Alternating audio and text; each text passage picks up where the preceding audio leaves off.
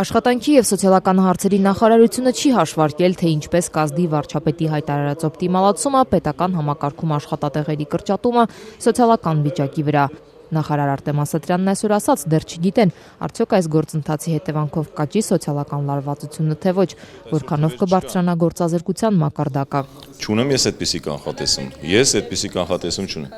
որովհետև մեքենաները շատ կոնկրետ, առարկայական արդեն իսկ հնարավոր էր այս փուլում նայել եւ այդ ուղղությամբ աշխատանքների արդյունքները հրապարակվեցին նաեւ այնպես ինչպես կհրապարակվեն առաջիկայում այսպես ուղղություններով աշխատանքների արդյունքները։ Արդյոք սկսել են մի գործընթաց, որի մոտավոր ազդեցությունը չի հաշվարկել, չէ՞։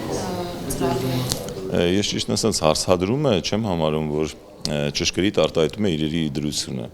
որովհետև ցանկացած ուղղությամբ աշխատանք կատարելը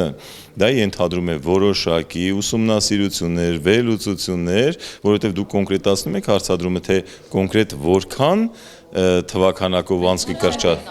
թեկուզ մոտավոր։ Արդյունքը կանխատեսելի է։ Ես չեմ կարող կանխատեսում անել, ես այս պահին կանխատեսում չեմ կարող անել։